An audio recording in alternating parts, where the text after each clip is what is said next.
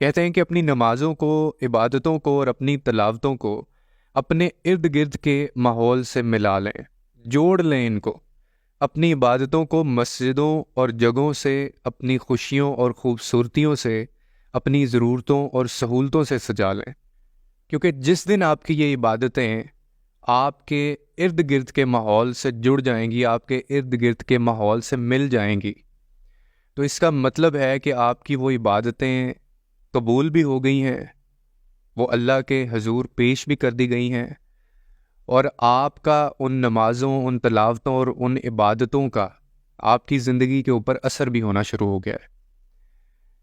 یہ ہم میں سے بہت کم لوگ کر پاتے ہیں۔ نمازیں، تلاوتیں، قرآن، سجدے سب کرتے ہیں، بے تحاشا دنیا میں لوگ ہیں جو یہ کرتے ہیں، لیکن پھر بھی ان کی زندگیوں میں سکون کیوں نہیں ہے؟ یہ ایک بہت بڑا سوال ہے،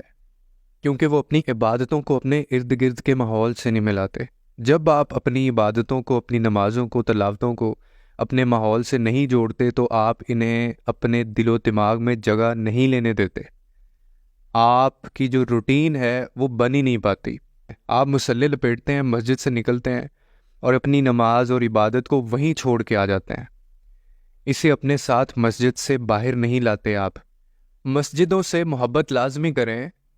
لیکن جب آپ مسجد سے باہر نکلیں تو اپنی نمازوں کو، اپنی عبادتوں کو، اپنی تلاوتوں کو مسجد میں چھوڑ کے کبھی نہ آئیں،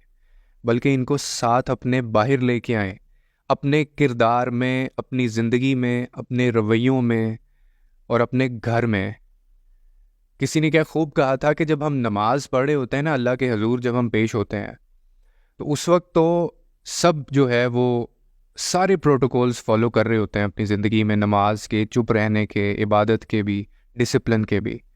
لیکن یہی ڈسپلن، یہی پروٹوکول آپ کو تب بھی رکھنا ہے جب آپ باہر آ جاتے ہیں، نماز پڑھ لیتے ہیں، کیونکہ اصل میں آپ کا جو ٹیسٹ ہے وہ اس وقت شروع ہوتا ہے جب آپ مسجد سے یا نماز پڑھ کے اٹھ جاتے ہیں۔ اور جس بندے کا کردار، عمل اور اس کی جو عبادتیں ہیں یہ سب ایک جیسے نہیں ہوتے نا، یہ میل نہیں کھا رہے ہوتے ایک دوسرے کے ساتھ، تو پھر آپ سمجھ لیں کہ آپ اپنے آپ کو بھی دھوکہ دے رہے ہیں، آپ اپنے رب کو بھی دھوکہ دے رہے ہیں، اور یہ جو آپ کی عبادتیں ہیں یہ بھی ایک بہت بڑا سوالیہ نشان ہے۔ یہی ایک وجہ ہے کہ آج ہمارے اوپر ان نمازوں کا، ان تلاوتوں کا اور ان عبادات کا اثر کیوں نہیں ہوتا۔ جب میں وہ سٹیٹس دیکھتا ہوں تو پھر وہ مجھے سچ لگتے ہیں کہ پاکستان، اگر حاجیوں کی بات کی جائے تو دنیا میں دوسرے نمبر پہ یہ ملک ہے جہاں سے لوگ حج کرنے جاتے ہیں، اور اگر عمرے کی بات کی جائے تو دنیا میں سب سے پہلا نمبر پاکستانیوں کا ہے، لیکن اگر آنیسٹی کے انڈیکس کی بات کی جائے تو 160ویں نمبر پہ یہ ملک آتا ہے۔ اس کا مطلب یہ ہے کہ ہماری نیتیں، ہمارا کردار، ہماری عبادتیں اور ہماری نمازیں یہ میل نہیں کھاتی ہیں ایک دوسرے سے، یہ الگ ہیں ایک دوسرے سے۔ ہم لوگ یہ مسجدوں تک چھوڑ کے آ جاتے ہیں اور اپنی عملی زندگی کے اندر ہم ان چیزوں کو نہیں لے کے آتے۔ اس چیز پہ تھوڑا غور کیجیے گا۔ لوگوں کے لیے آسانیاں پیدا کریں، رب آپ کے لیے آسانیاں پیدا کرے گا۔